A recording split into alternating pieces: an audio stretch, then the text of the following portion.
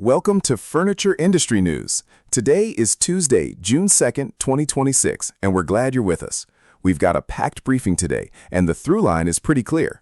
Caution is everywhere right now, from Washington to the showroom floor, but there are real pockets of momentum for operators who execute well.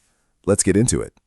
We're going to start in Washington because trade policy just landed back at the center of the sourcing conversation. The Office of the U.S. Trade Representative has launched a new Section 301 investigation into Vietnam.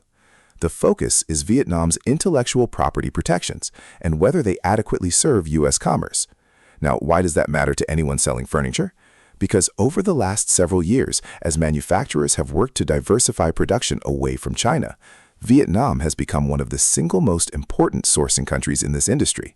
So a probe that could eventually lead to new tariffs there is a probe worth paying attention to. Here's the timeline. The investigation was announced on May 29th, and it follows Vietnam being named a priority foreign country in this year's Special 301 report. Public comments are due by July 2nd. After that, the trade representative is required to issue a determination within 6 months, which puts the deadline at November 29th, though that can be extended by up to 3 more months under certain circumstances.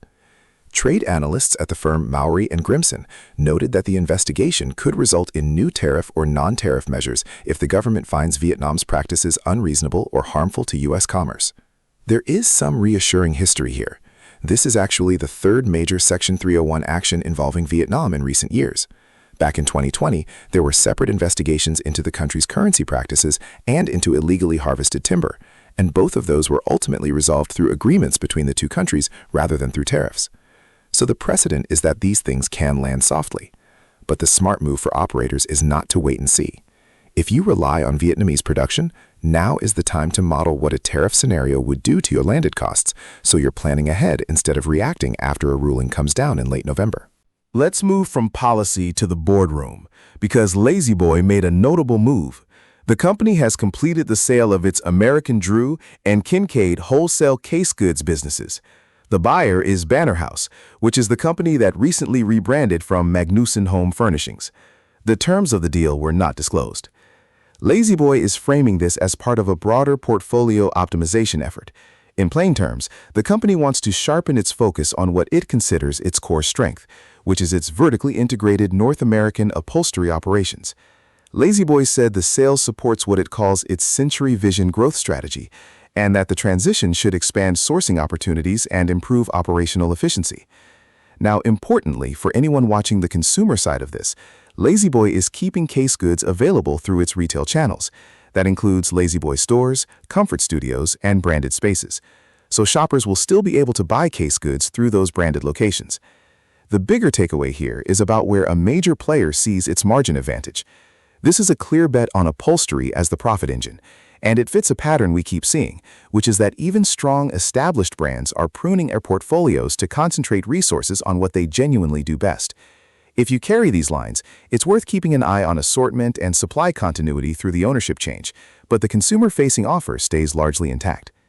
Now, to the story a lot of you have been waiting on, which is how Memorial Day actually went. And the honest answer is, it was a mixed bag. One of the most important promotional weekends of the year arrived under a real cloud this time. Retailers pointed to high gas prices, the conflict in Iran, and shaky consumer confidence as the factors weighing on shoppers. And here's a telling detail. A lot of retailers simply declined to talk about their results at all. Some of that was ordinary scheduling, but the general reluctance was notable because typically retailers are eager to share holiday performance. When the room goes quiet, it can suggest results came in below hopes. Among those who did share, the picture ranged from flat to slightly up. Walter E. Smythe of Walter E. Smythe Furniture and Design in the Chicago area said the retailer landed in the same neighborhood as its 2025 Memorial Day results.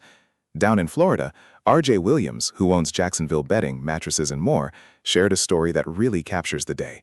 By 1 p.m. on Memorial Day, his 2 stores combined had done a grand total of $64 in sales. That was 1 set of pillowcases. But traffic picked up in the afternoon, and the company finished the day having sold $40,000 of merchandise across the 2 locations. Williams described the weekend overall as slightly down compared to last year, but said the result was less of a decrease than they'd expected, and that the average ticket was actually up even as traffic dipped slightly. On the brighter end, HOM Furniture, which operates across 5 states in the upper Midwest, said its sales were up over last year, with outdoor furniture and mattresses as standout categories. That's notable because Memorial Day in Minneapolis was sunny and 85 degrees, which is lake weather, not furniture store weather. HOM's Executive Vice President Kyle Johansson also made an interesting point. He noted that tax refunds were up roughly 18% this year, which suggests American consumers still have some disposable income to put toward furniture. And in the online-only world, the direct-to-consumer brand Transformer Table ran a 30% promotion and said the number of online shoppers reached record levels over the period. So what do we make of all that? The clearest signal isn't any single number, it's the contrast. Cautious in-store traffic on one hand and growing online engagement on the other, plus that recurring pattern we've been tracking for months now, where foot traffic is down, but the average ticket is up. Shoppers are interested, but many remain hesitant to fully commit. The practical advice is to treat the upcoming 4th of July weekend as the real read on the year. It falls almost exactly at the midpoint of 2026, and for a lot of retailers, it actually outperforms both Memorial Day and Labor Day. It's going to be one of the clearest indicators of where consumer confidence is heading for the back half of the year, so plan your promotions and your staffing around a buyer who is curious but careful. Let's shift to the sales floor itself, because there was a great discussion at Furniture Today's Sleep NXT conference about the art of upselling. And the headline is that the future of upselling is education, not pressure. 3 retail leaders on a panel agreed that moving customers into premium products now depends on teaching and personalization rather than old-school hard sale tactics. And the approach is paying off in real dollars. Scott Kirby, the chief-owned retail officer at Purple Innovation, put it simply. He said they don't really push upselling. They push interacting with the customer, figuring out what they actually want, and then getting them into the right product. And that reframing has lifted Purple's average tickets by about $500 year over year as customers move into more premium categories. Kirby's emphasis is on education first. Because a lot of shoppers aren't familiar with Purple's technology, associates introduce the brand and the product story before they ever start talking about a specific mattress. Ethan Stover, the chief retail officer at NFM in Omaha, brought a technology angle. NFM has rolled out AI-powered coaching tools that let sales associates practice selling scenarios in highly personalized ways. And his insight about where the opportunity lies is worth repeating. He said the real gain comes from reducing the gap between your lowest performers and your highest performers. When you raise the floor, the organization wins because the average ticket moves up, and the customer wins because they get a better experience.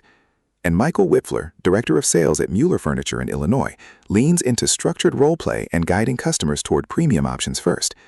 As he tells his team, if a customer is only going to try 3 mattresses, they might as well try the 3 best ones. At Mueller, that training discipline isn't optional, it's a requirement. The common thread across all 3 is that today's shopper expects more than a transaction. They walk in with a lot of information already at their fingertips, so as Stover put it, you have to give them something in the showroom that they couldn't get online. For any operator listening, the lesson is to invest in repeatable training and genuine product storytelling, because a well-informed associate is now the one thing a website can't replicate. Let me close with a few quick signals worth knowing. First, gas prices are reshaping daily spending in a big way. A new Reach3 survey, through its TradeWinds program, found that 97% of Americans are concerned about rising gas prices. 65% say they're cutting non-essential trips, and 61% are driving less overall. And according to AAA, national average gas prices are up more than $1 a gallon compared to a year ago. That's a direct hit to showroom traffic, so it's worth factoring into your traffic expectations. The mood data backs that up.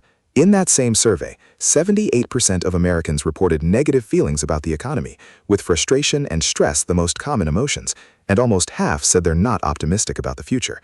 Rising grocery costs were the single biggest pressure point, cited by 66%. And people are trimming recurring expenses, with nearly half saying they've considered canceling a streaming service.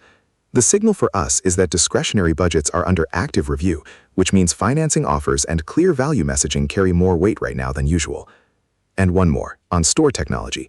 A survey from X-Hoppers called the State of the Connected Store found that just over half of consumers, 52%, say in-store technology makes their experience better, but 48% say it makes no difference or actually makes things worse. 63% get frustrated when they still need an employee to fix or override technology like self-checkout. What shoppers really want is simpler than a new gadget. 95% said getting help quickly is what matters most, and 48% said they'll leave a store entirely if they wait too long for help. Yet 44% of retailers admit they have no formal connected store strategy at all.